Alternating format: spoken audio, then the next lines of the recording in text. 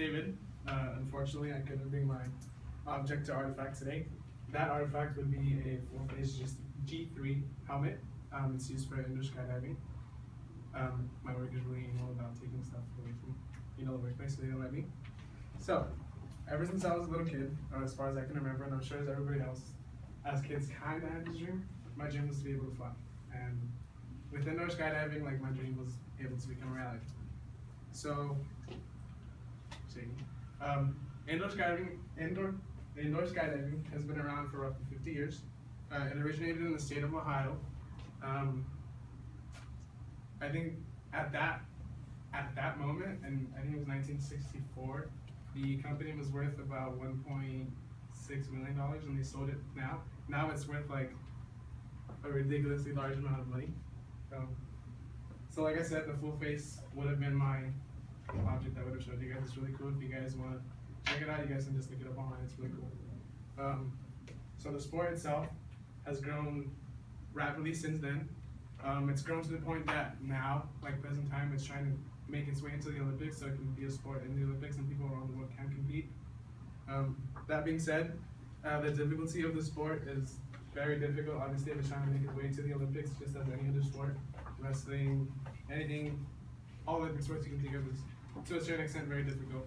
So as you can imagine, on a scale of 1 to 10, personally, I would scale that around like a 7, 8. It's like very difficult, only because of the fact that you have like 150 plus miles of wind blowing at your face. So any little movement can like really just change your body position. So like I mentioned, the factors of skydiving, any little thing, any little movement, you have to take into consideration, only because the wind is blowing at you at such high speed. So literally any little movement, if you have your hands here, you turn your hands here, you're gonna like spin and like, it's crazy. So you just have to keep in mind, I think the best advice I can give if you guys would ever want to try it is to just stay relaxed. When you're in there, a lot of people think that you get like that free falling sensation like when you're in like a roller coaster or something. You don't. You have like wind blowing from under you. So they tend to like freak out and move all over the place, and then they just end up like flipping everywhere and like they can hurt themselves. It's not cool. Like it's not gonna be like my point of view, guys. If you guys ever want to try it, so just stay relaxed. So its growth since 1964.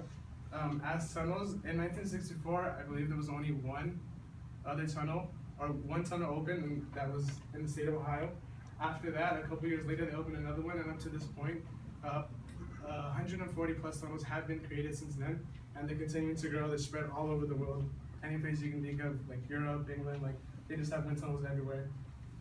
You know, because it's like how I said, it's like very difficult to do. So it insinuates a very competitive like sport, as other people were mentioning. So now I would like tell you guys about like me, how I would like correlate to the culture and the G3 helmet. So I have an older brother. He's an instructor at another skydiving tunnel, just like me. He's been working there for about 6 years. Ever since I can remember, I would always go and like fly too. The instructors are all really like skilled, so I'd always, I told myself one day I wanted to be that way. And how the G3 plays into the effect of the culture of indoor skydiving. When you're in a wind tunnel, basically like what they give you is just a helmet, some goggles. With the G3, it's a full face, so you don't have any wind blowing in your face, so it's much more easier to concentrate, so you can perform better, or as opposed to having just like a regular little helmet and some goggles, and it's very difficult to breathe.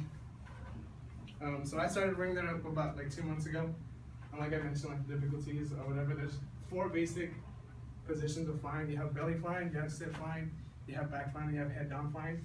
I've kind of already mastered 2. I'm going on to the 3rd one. But yeah. So G3 helmets, how they play into a part of like the culture worldwide. Whenever I see someone walking around with a G3 helmet, I can like automatically like assume, I can tell like you're an indoor skydiver. That's really cool, only because all indoor skydivers are like professionals. They try to get really good at it, and the G3 helps a lot with that. So that's how I can automatically tell.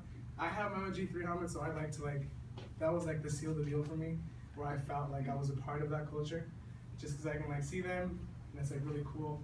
Like within like the skydiving community, we all have like these hand signals where we can like communicate with each other. It's like everything we can like talk to each other. That's pretty cool because it's only like within like us. So it's pretty cool. I feel special. Like we make fun of people in like our own sign language, but they don't know what we're talking about. But yeah, you guys should try it out. I recommend it, and that's my culture.